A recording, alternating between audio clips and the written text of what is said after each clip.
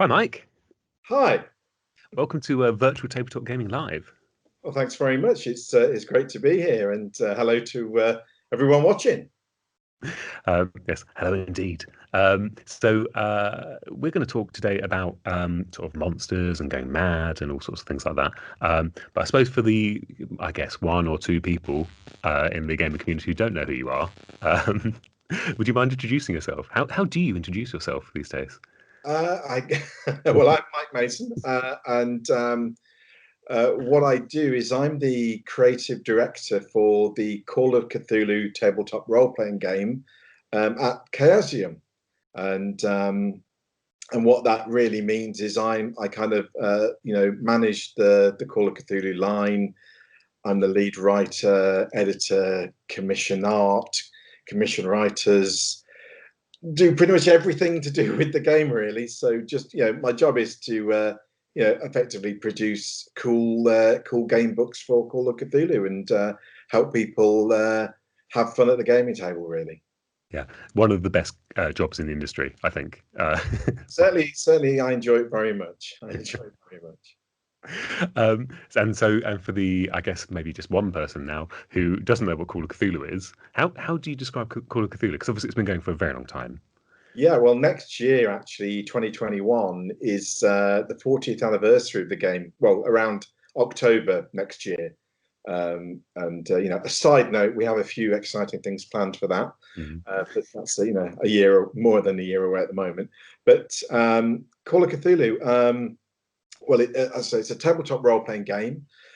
It's a game of mystery, investigation, and horror, set within a world that is based around the Lovecraftian Cthulhu mythos, which is basically a shorthand for saying there are alien godlike beings existing in the cosmos who for humanity, humanity is an insignificant, ant-like thing in their viewpoint. But they basically, control and the cosmos in this way, and they are kind of inimical to humankind, and they are for the for now they are sleeping somewhat. There seems to be some, we don't know why, but their power is diminished, and we have thrived in this kind of epoch.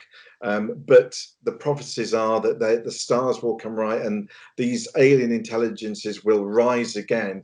And the most notable one being Cthulhu, who currently is kind of dead but dreaming in the sunken city of R'lyeh, somewhere in below the seas on the earth, and that he will one day rise, and that will basically spell the end of human civilization, and probably life for most of us on the planet.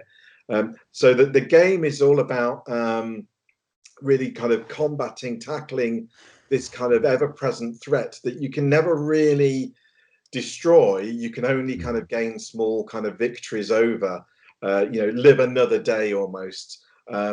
So you have this kind of sense where the game kind of, you're dealing with kind of otherworldly dimensional kind of monsters, which can range from little insect-sized things that can wheedle their way into your brain and take you over, to gigantic kind of Cthulhu type monsters.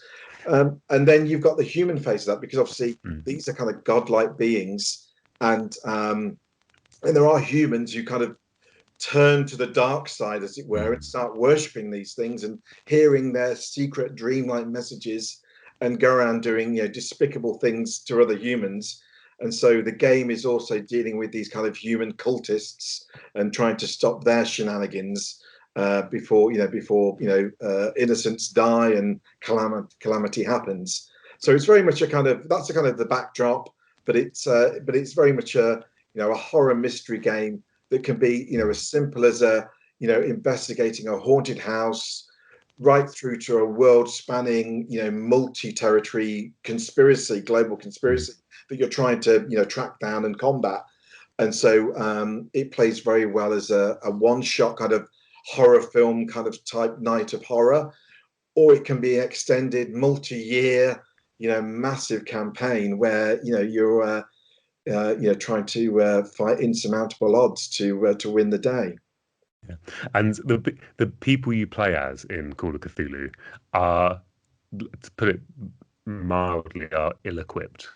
Well, Uh, yeah, for- unlike many other kind of role playing games, this is not it's not set in a fantasy world as such. It's No. set in the real world. It's set in the on Earth, and so you're playing regular people. So you're playing, you might be playing a private detective, a librarian, a professor, a baseball player, a taxi driver.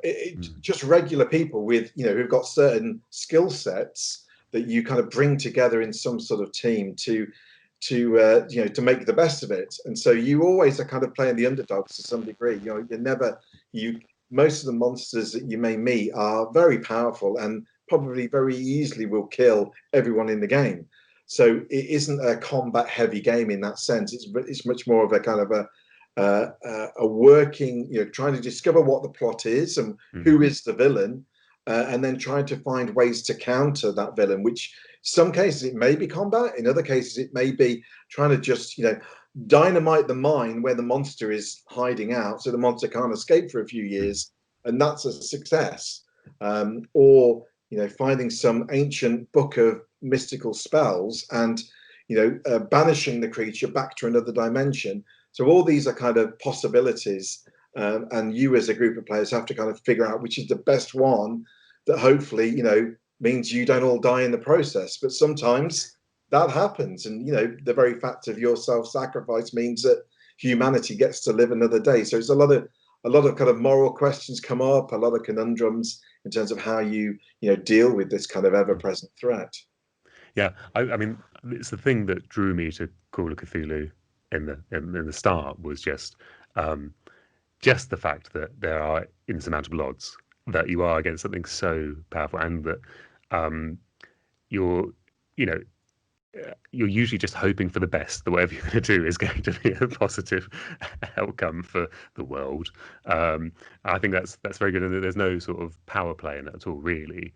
Not on you're not on the player's behalf, anyway. No, Um, that's right. Yeah, I think as a GM, it's quite good as a thing for having power, isn't it? You've got lots of things to play with as a GM. lots of tools, and it's Yeah. really a case of how how you best use them. Because I mean, it isn't. It's very much not a GM versus the player kind of game. I mean, it Mm. can be like any role playing game, but Mm. it's not really meant to be. It is meant to be about a plot and a story, and about kind of creating this. You've got a baseline kind of story, but the players kind of enact with the keeper, is the name we give to the GM, Mm. um, to um, to tell this story. To tell now, I often think of it like a horror story or a horror film, and where there's a beginning, middle, and an end, and you're trying to recreate that through the play experience. So there's a satisfying conclusion for everyone around the table, which Mm. may mean some characters die. I mean, I tend to think of Call of Cthulhu being a very heroic game because Mm. of the fact you are just average humans. You're not a kind of a 10th level like barbarian who can take the head off Cthulhu with one blow. Yeah. You're not that kind of character. So the very act of your kind of sacrifices and desperate kind of measures to kind of save your friends and let alone the rest of society, um, I view that as quite a heroic kind of thing. And Mm. so it is very much a kind of standing against the dying of the light in that sense. Mm. Making a stand on behalf of other people that will never know your sacrifice Mm. what you made. Yeah, yeah. It's very easy to be a hero if you are Superman, I think. um, so, I mean, you mentioned it there, but like the horror film tropes, and like we've all seen like a bad horror film where you see the monster in the first 5 minutes and it's not a horror film anymore. So, can we talk about making monsters? So, Sure. and you mentioned a few. You mentioned sort of the full gamut there, didn't you? In the intro of right from cultists up to indescribable beings that are um, just in terms of what the players experience, you might only see a tiny bit of them still, because they're so large or because they're so interdimensional or and things like that. So could you maybe talk us through like how you approach like setting up a monster, or what sort of power, I'm going to say power level, which is a funny thing to say, I suppose, but how you think about that sort of approach to making monsters. Yeah, sure. I should preface this as just saying that I spent the last 12 months writing this exact thing. We've Yeah. got a new book out called The Malleus Monstrorum, which is Yes. basically a bestiary of Cthulhu mythos monsters. And then within that, Yeah. I wrote a large section about how to use monsters in the games along these lines. So the kind of things I was writing about then is very much about how you introduce and portray the monster in the game. Um, most of the villains, and I'm including kind of human cultists right through to extra dimensional beings, are intelligent.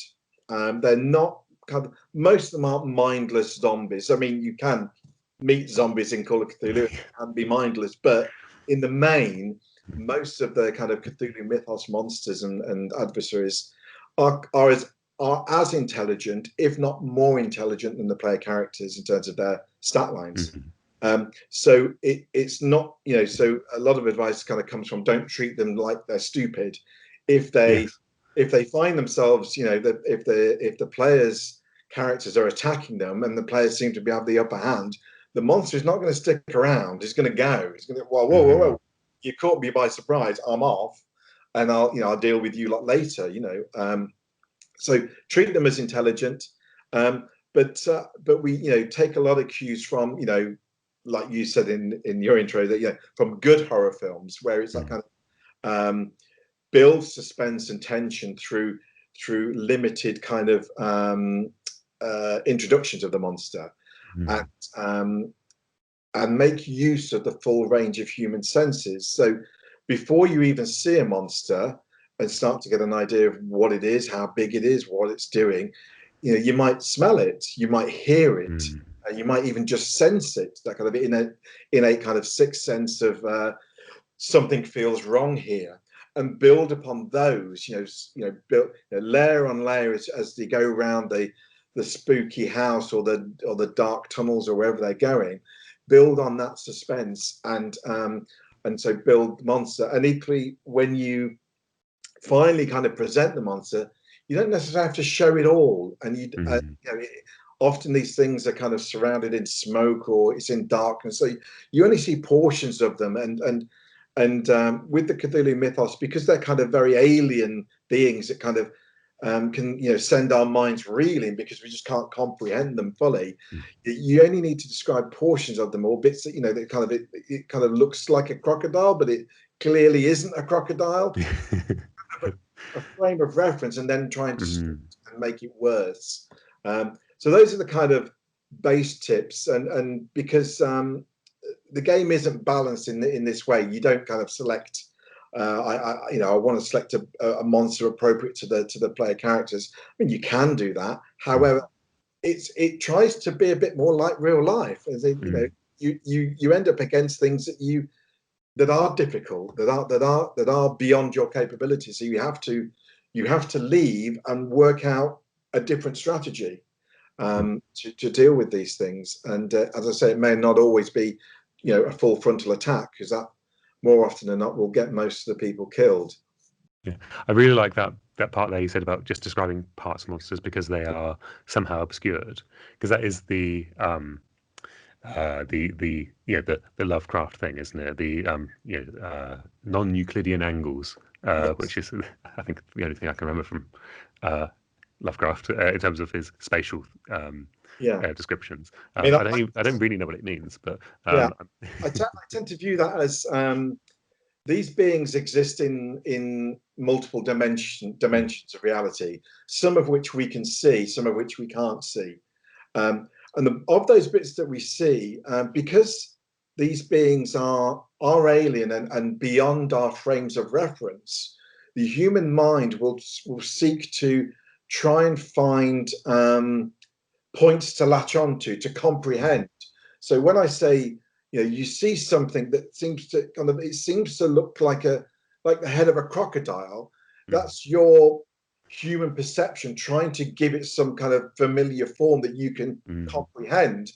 And equally, when you say, but it's not a crocodile, you leave that open to say that yeah, there is more to it, and so you try to build some of the depictions based upon kind of earthly references, but distorting and twisting them and making them worse, basically, um, because that's how I kind of perceive the human mind trying to comprehend what is incomprehensible. Yeah, so it's the idea that the human mind's going to like put together like a I'm gonna say this wrong, chimera or chimera, Yeah, of whatever they can grab. It's, you know, a dream state basically of yes. grabbing the closest thing that could fit to the thing that you're meant to feel. Yes. I think that's really interesting for like GMs to do. Sorry, for keepers to do specifically, because some of that stuff you know, maybe you grab it from the book, but maybe you end up doing it on the fly, you know, and it probably reveals like some small psychological thing within the person who's describing it as well. Well, that's true. Yeah, I mean, if you're playing a campaign and you've got characters that you've got a good handle on where they've come from and their kind of backstory and their interactions so far in the game, then you can pull back on their experiences in that way and say it's very similar to what you saw back in Arizona, and Mm. and that wasn't I see. good. So but likewise, the other flip side to the describing is the names. I mean, I always advise, although all the monsters have a name in the game, I always say don't use the name. Describe it. Mm. Use different names for the same monster, because people will. It's like saying you see a ghost. We all get what a ghost is, but not Yeah. everyone calls them ghosts. It could be an apparition. It could be a phantom. It could be a poltergeist. And so, just use that as a baseline. Try and use different Mm. names. You say that the fiery-eyed demon thing in one game Mm. becomes the blazing frog-fish thing in another game, whatever it may Yeah. be. Try and um, they're not codified. The only way they're codified is in the game rules. Hmm. In the game That's it. world, then they're not codified in that way. Yeah.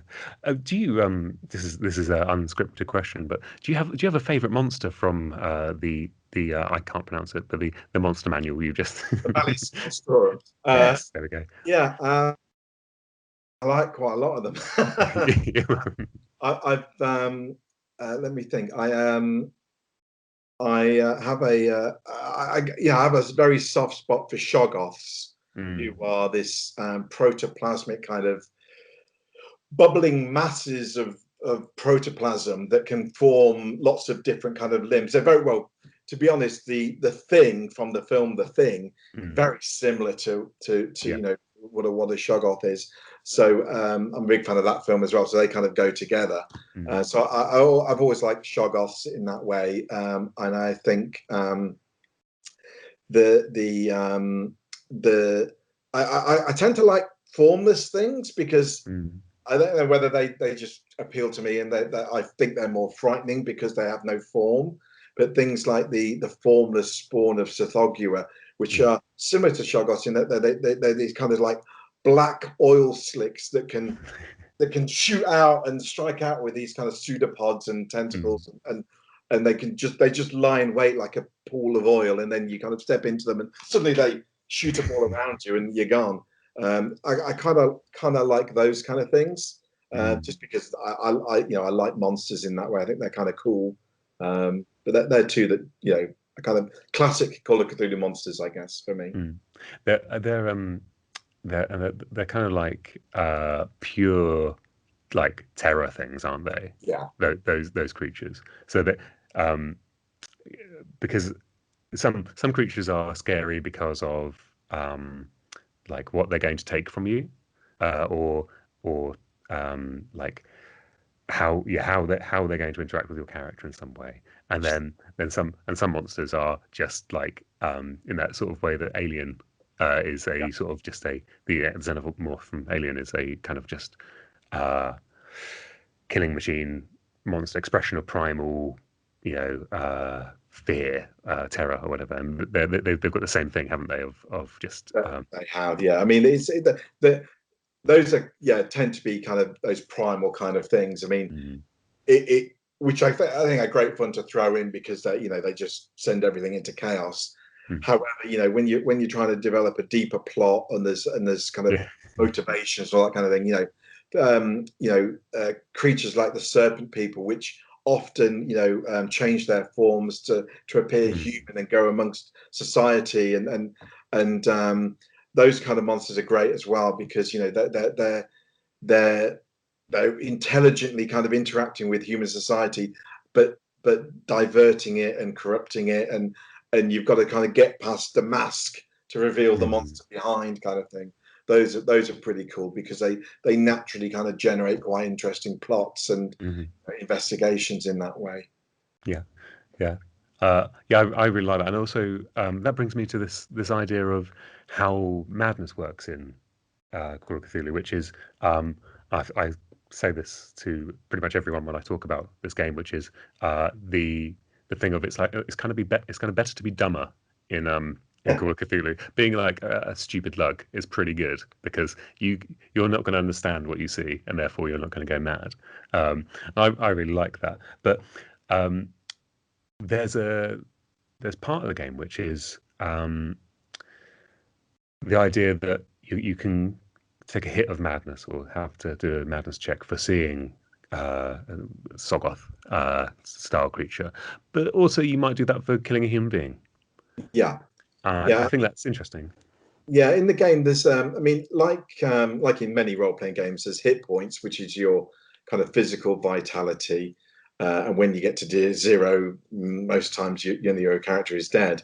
In Call of Cthulhu, they have it's called insanity, Mm. or sanity points, and so you have a variable number of sanity points, which is your kind of hold on rationality and your connection to the world around you. And what the Cthulhu mythos does is kind of corrupts that. It kind of is like a trauma Mm. to your mental health in that way.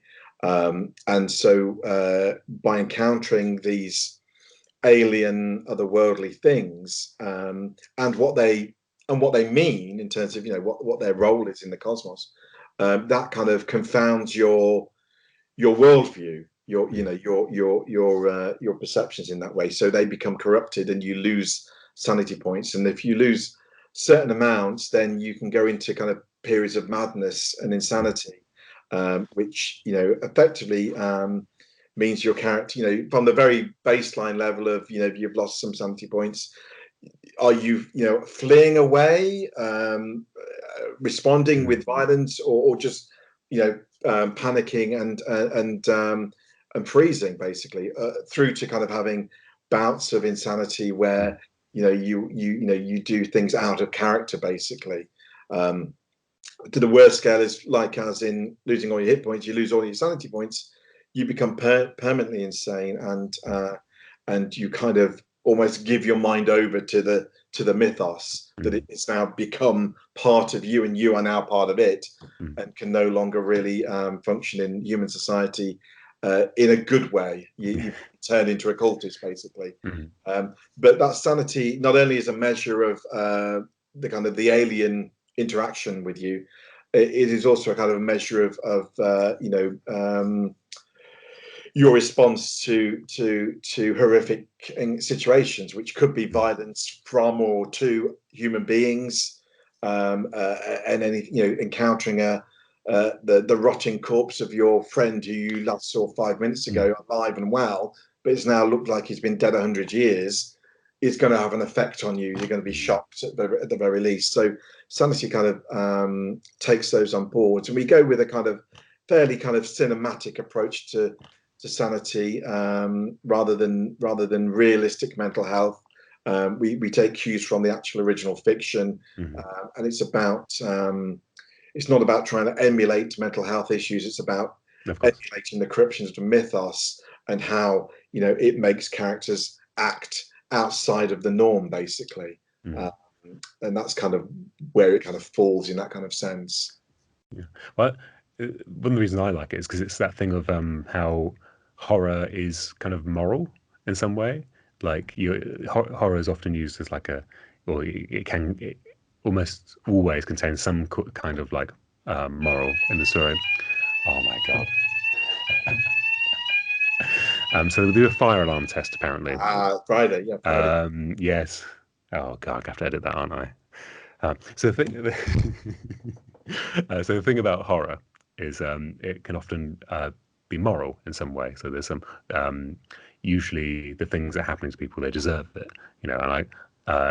and I quite like that, and I like that how it's represented in Call of Cthulhu, where you do take a hit for doing bad things to people, you know. Yeah, yeah, Uh, no, absolutely. Yeah, no, the game is very much about, in some senses, giving the players enough rope, and they will, they'll damage themselves in that way. mm, Um, we kind of characterize the kind of the lore, the knowledge around the Cthulhu mythos that you can find not only through talking to people, but you find in ancient tomes of forbidden lore kind of thing.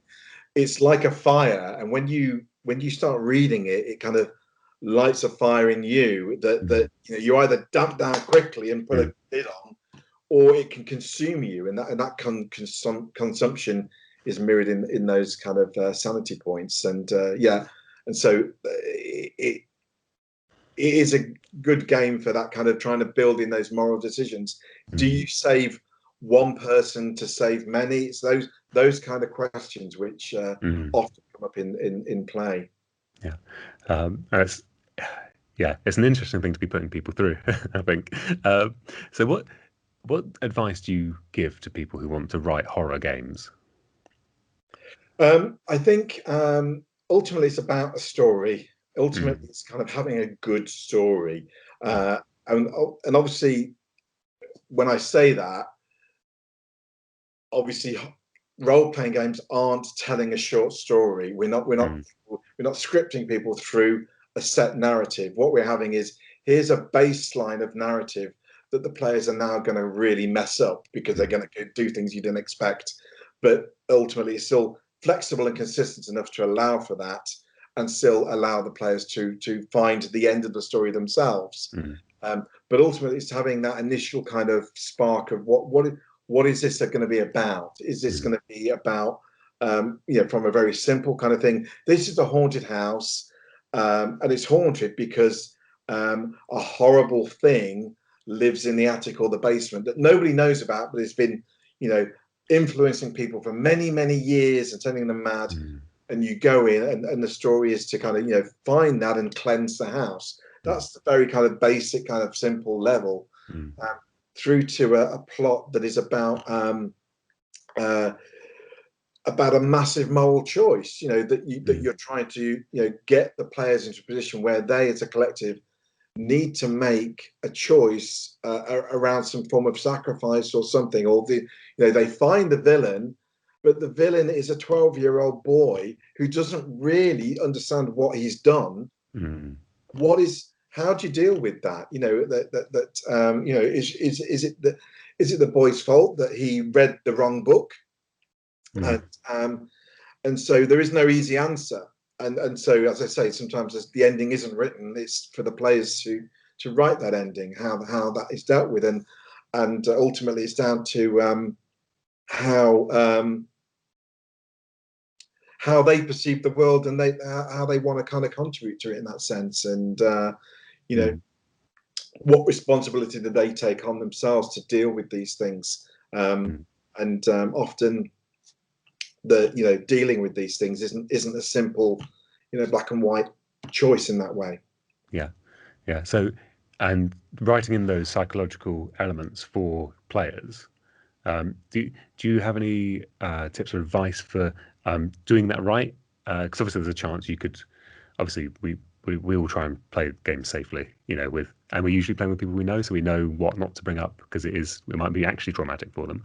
Oh, But aside from that, if you actually do want to scare people and potentially momentarily scar them psychologically, uh, you know, um, do you have any advice for how to approach that?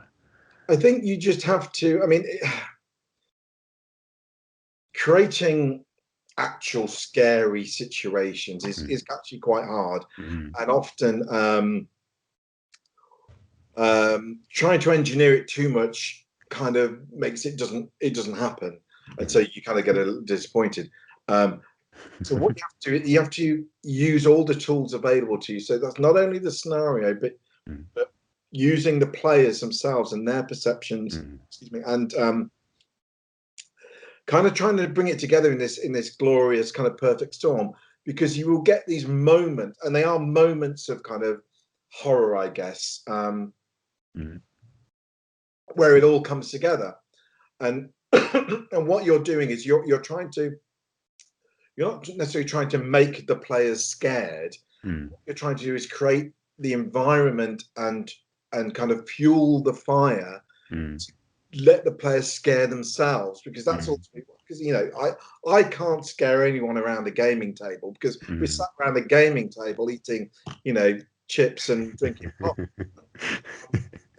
I can't scare anyone by doing that. What I can do is try and build the atmosphere, build the tension through what's happening in the game and the stakes of the situation, and I can encourage the players to become attached to their characters, and so when situations arrive that are, you either get the kind of the one side, it's either a risk to the player character, and so there's a natural kind of like, oh, I don't want that to happen, and I'm scared of, I don't want to lose my character. So there's that kind of fear, and then it's the other sort, which is the kind of the player is now, the atmosphere is built up so much that they're not really playing their player character in that moment. They're thinking themselves about, they're in that room, what would they do, and suddenly the scare kind of hits you in that sense, and you go, oh, like that, whatever it is. But ultimately, so it's like you're building atmosphere, trying to play appropriate, environment. So, somewhere that's, quiet and out of the way. Maybe you've dimmed the lights, or you've got a few candles, or even online you've dimmed the lights a bit so you can just see each other's faces, but there's a bit of darkness around you all, or whatever. The keeper can use their voice to change the tone of things, and their pacing of their voice as well, about trying to build that tension at the appropriate moments, but ultimately it's about trying to use the tools within the game and the plot, and it comes back to what we talked about with monsters. By just saying you open the door and you see a deep one, well, that's not really going to scare. But by saying, you can hear something moving around inside the door, there's some scratching, and you build it step by step till they open the door, and in the corner they can see a pair of eyes that glow with this yellow light, and they can smell this kind of fishy, kind of foul, kind of rotting fish smell. That's going to help build the atmosphere far more than just saying you see a fish frog man standing in the corner. So using the tools that you have, it's all about that. And the reason I'm rambling on is because there's no easy way to do it, and there's no easy answer. There's no simple formula other than building the tension as you go. I really like that thing you said though, and I think it's like a good measure of success, is that when a player steps out of the character back into themselves, and then they make a decision as if they were making it themselves, which is usually going to be a bad decision in the situation. So if your players end up making bad decisions because of the situation you've given them, I think that's a good measure of success in Call of Cthulhu as a keeper, because you've given them the context to be worried enough for their lives to do something silly. Absolutely, is give them the tools, the tools to win the day, but the tools can also be used to defeat themselves. It's that kind of double-edged sword, really. I like that a lot. So we've got something exciting to talk about the upcoming issue of Tabletop Gaming. So this will be issue 48 of the magazine, and we've got a exclusive Call of Cthulhu scenario written by some pretty famous Call of Cthulhu writer. Indeed, yes. No, I enjoyed writing it. It's called Bibliophobia, and it's a small but perfectly formed kind of evening of horror for a small group of players. And I'm not sure how much I should say about it. Try not to give any spoilers away, but we can tease it. We can tease it a little bit if you tease like. a little bit. It's kind of, I mean, the ultimate headline is kind of you're in the wrong place at the wrong time, and you find you're probably gonna, have to find your way out of it fairly quickly. Otherwise, bad things will start to happen to you. It is very much about something we've talked about that kind of forbidden lore. It's about bad things you can read in books that have unforeseen consequences, but very tangible and deadly consequences, I guess. So that's kind of, I guess, probably as much as I can say without giving too much away. But I mean, it is, it's very kind of flexible. I've not said it in any particular location. I kind of imagine that most of the readers will probably be basing it in England, but it could easily be based in Europe or Australia or America, somewhere, wherever. It's very easy to kind of transplant around. It's a very compact kind of situation, I guess. Yeah, and it's a library setting, isn't it? So it's and it's I think it's almost one room. Yeah, I mean, it's Depending on how you use it. It's a small private library with a very limited number of rooms, and yeah, I think somebody's at my door. Just That's absolutely fine. Yeah. My advice would be to the environment around you has potential for lots of things to help you, but you have to possibly think outside the box, or even just think obviously and think, well, if that's there, then there could be something here that can help with that. So that there is aid within the library setting, because guess what? A library is full of books of knowledge, and if knowledge may help you, then sifting through the books. But obviously, there's a lot of books in the library, and it's trying to narrow down which ones do you need. That's part of the that way. My approach would be to find the heaviest one. Yeah, that can work too. I mean, but that's only one way of dealing with it. Yes. There are other ways of dealing with it. There are, there's potentially other people in the library that could be used to help you. There may be people in the library you need to get far away from, or somehow constrain or whatever. So there's kind of multiple ways of dealing with it, and there's a possibility that finding some way out, might be a way. But kind of use the environment in all the sense of the word, not only as a resource, but as a means to avoid getting eaten, I guess. And for people because this might be for some people, this might be their first wander into Call of Cthulhu, maybe as a keeper, maybe as a player. Do you have any advice for people just starting? What's the best thing you can say to them? I think don't sweat it. I mean, and learning any new game, whether it's a role-playing game, board game, or whatever, it takes a few goes. So the first time you run it, I think I suggest in the introduction, if you've never played Call of Cthulhu before, you can download the free Quick Start Call of Cthulhu rules from the chaosium.com website, and that's got all the basic rules you can use for this game, and it's very, very straightforward. It's a percentile system, and it's pretty straightforward, particularly the Quick Start rules. And so read those through, and but don't sweat it too much. Ultimately, as long as you understand that you have skills in the game, where if you've got a skill of 60% in locksmith, roll the percentage dice, and if you get 60 or below, you've succeeded. As long as you can understand that and remember that, you can pretty much get through the scenario. So don't sweat the rules too much. Just focus on the play.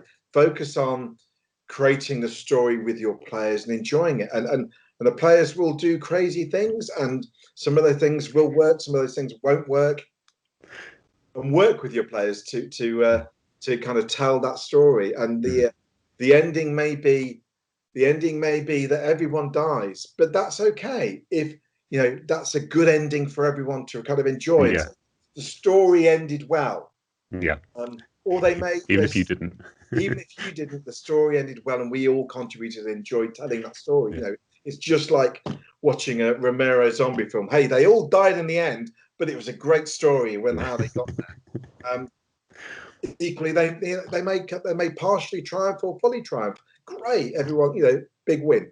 But it's about telling that kind of story and enjoying. Everyone has fun. I mean, at the end of the day, Call of Cthulhu is like every other game. It's a game, and we play them to have fun. And sometimes, for Call of Cthulhu, it's about fun, about being scared and being put in awful positions. And that's cool. It is. No, it's really good. It's what I like about it.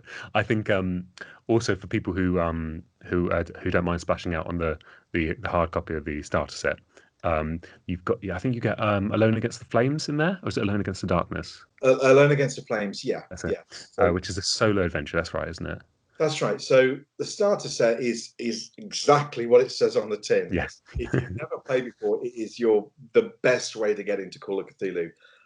There's 3 books in there, lots of handouts and other stuff and dice and whatnot, but 3 books, and the first book 1, is Alone Against the Flames. So before you even start reading the rules, you start playing a choose your own path adventure. And as you play that adventure through, it will teach you how to make a character, and it will teach you the game rules. So when you play through it, you kind of already know what you're doing by the time you get to the rule book. And the rule book is only about 16 pages, and that will give you all the core rules of how to play the game. And then the third book in there are 3 more scenarios that build on top of each other in terms of your experience, in terms of running Call of Cthulhu. And it may be that you've never played a role-playing game before, so it also kind of takes you by the hand really and leads you through what is a role-playing game and how do you run a role-playing game, as well as a Call of Cthulhu game. So it's a very much ideal place to start in that way. But if you don't want to shell out 20 pounds to get the starter set, then download the quick start for free. Have a taste, see if you like it. If you like it, go for the starter set, and then the world's your lobster in that way. So no, it's fabulous. So thank you for your time today, Mike. It's been a pleasure. It's okay. It's been a pleasure. Thanks. It's nice chatting, and I'm just looking forward to seeing the scenario in the next issue with all the art and the maps and stuff, and that'll be very cool. The maps are great. I hope everyone has a fun time playing it, and I look forward to hearing some war stories of people that went through it and what they did. And is there anything else we need to plug? Not really. I mean, other than, if you're new to Cthulhu, then pick up Tabletop Games Magazine and give it a read and a try, and then from there please come visit the chaosium.com website, and where you can find anything you need to know about Call of Cthulhu and our other games, and see what we do. And in terms of, if you already play Call of Cthulhu, then you probably already know this, but we've got some cool books recently come out. We've got the Mansions of Madness Volume 1, which is a collection of Call of Cthulhu scenarios all set in kind of spooky houses. And the Malleus Monstrorum, which is due to be heading out in print version rather than PDF, pretty much any time around now, to be honest. And that's a glorious 2-volume set of books which detail hundreds of monsters and alien gods and how to make them and how to use them and so on.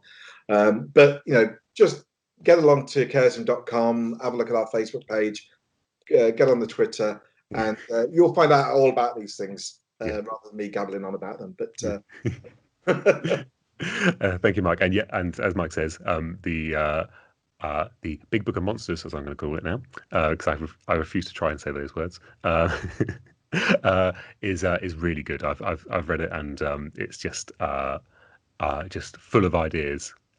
Even if you don't play Call of Cthulhu, it is still full of really good ideas. So, yeah. Well, thank you so much. Thanks again. Been a pleasure. Thanks. Cheers.